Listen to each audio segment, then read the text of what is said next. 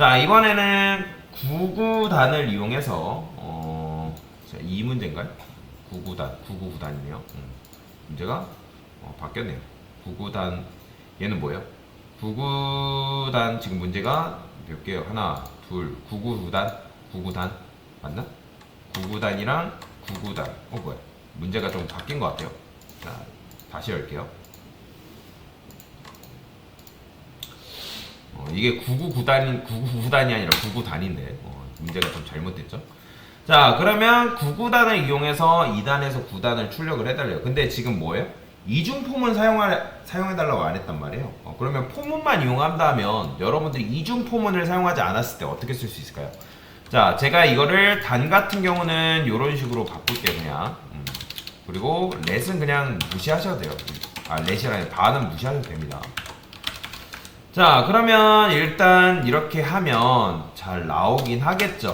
그래서 단을 저는 단이 아니라 콘솔 로그에서 몇 단이 나오는지 궁금하니까 단 플러스 단. 자, 이런 식으로 써주면 2단 해가지고 출력이 되는 걸 볼 수가 있죠. 만약에 여러분들이 이중포문을 사용하지 못한다 그러면 요거를 몇 번 써줘야 된다? 자, 요거를 9번 써줘야 돼요. 둘, 셋, 넷, 다섯, 여섯, 일곱, 여덟, 아홉. 근데 출력 될까 안 될까요? 당연히 뭐밖에 안 나오는 거예요? 당연히 출력이 지금 안 되겠죠. 그러니까 왜 그러냐면 지금 여러분들이 이런 식으로 하게 되면 단이 이미 단은 뭐예요? 계속? 자, 실행해 볼까요? 단은 2단, 그러니까 출력은 되지만 2단밖에 안 나오잖아요. 그렇죠? 우리가 원하는 건 뭐예요? 단의 값이 변경이 돼야 되는 거잖아요. 여기까지 이해되시나요? 그러면 단의 값을 어떻게 해야 되겠어요? 이거 실행할 때? 증가를 시켜줘야 되잖아요. 아니면 여기다가 단을 여러분들이 뭐 3이라고 써주던가. 그렇죠? 이렇게 하면 이제 요 밑에서부터는 단이 3단이라고 출력이 되겠죠. 그렇죠? 뭔 말인지 이해되시나요? 요렇게 돼야죠. 이런 식으로. 근데 우리가 원하는 거는 어쨌든 이렇게 하면 되는데 뭐 이걸 이렇게 쓰나 아니면 단뿔뿔 써도 되겠죠. 이게 뭐예요? 내가 단의 값을 1씩 증가시키겠다라고 보시면 되겠죠. 이런 식으로. 그러니까 내가 이중포문을 사용하지 않으면 이런 수고로움이 있다라는 거죠. 그러니까 코드를 쓰는 것도 길어질 수밖에 없다는 거예요. 그러니까 할 수는 있지만 비효율적이다라는 거죠. 비효율적이다. 그러니까 이렇게 하신 분들은 굉장히 잘하신 건데 지금 보면 10단까지 했네요.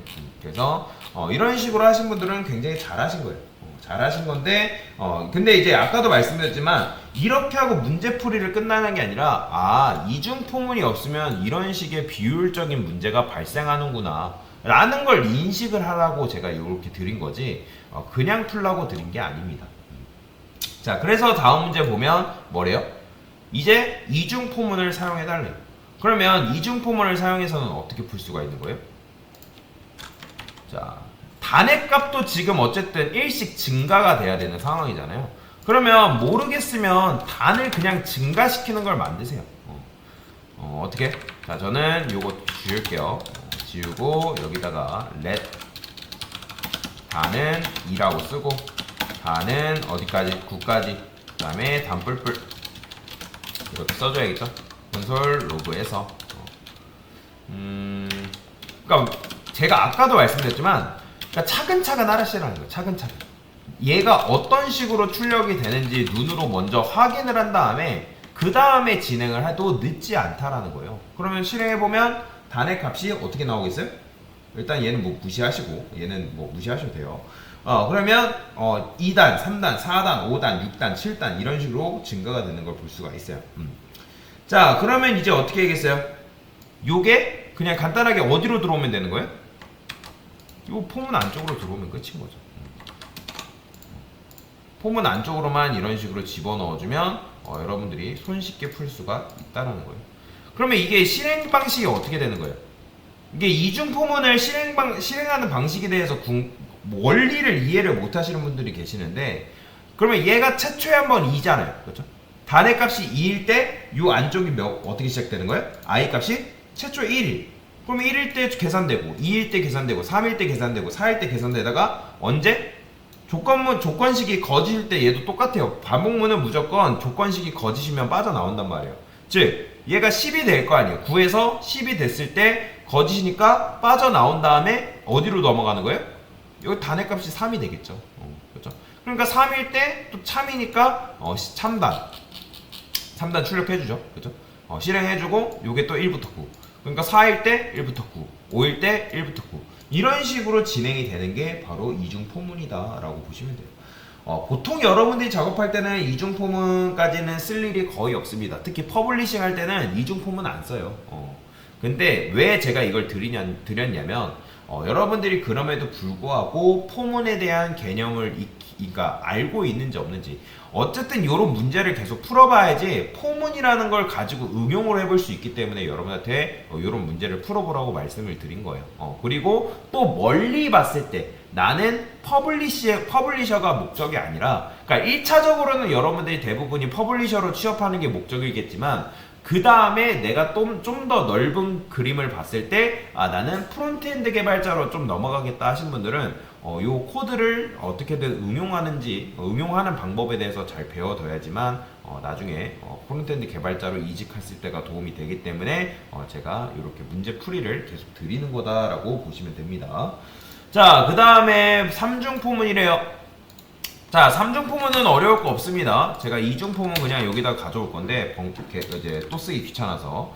자, 그러면 여기다가 어떻게 쓰면 되는 거예요? 그냥 간단해요. 그냥 3중 포문이라고 어려울 거 없이 그냥 포문 안에 맨 마지막에 감당하고 있는 이 포문 안에 포문 하나 더 써주면 돼요. 이렇게. 이게 끝입니다. 그러니까 이거를 너무 어렵게 생각하시는 분들이 계시는데 그냥 단순하게 생각하세요. 단순하게. 너무 어렵게 생각하지 마시고 단순하게. 근데 이제 당연히 여기 안에 있는 변수명은 바꿔줄 필요가 있겠죠. J라고 할게요. 자, 이렇게 하고 나서 이 값을 어떻게 줘야겠어요? 당연히 하나 더 추가가 돼야겠죠. 자, 근데 너무 많이 나오니까 저 이거 다 3으로 바꿀게요. 자, I 이제는 플러스가 아니라 이제 곱하기가 하나 더 붙어야겠죠. 어떻게? 그 다음에 플러스 누구? J가 와야 될 거 아니에요. 그 다음에 곱해진 결과 중에 J까지 곱해서 제출을 해주셔야 된다.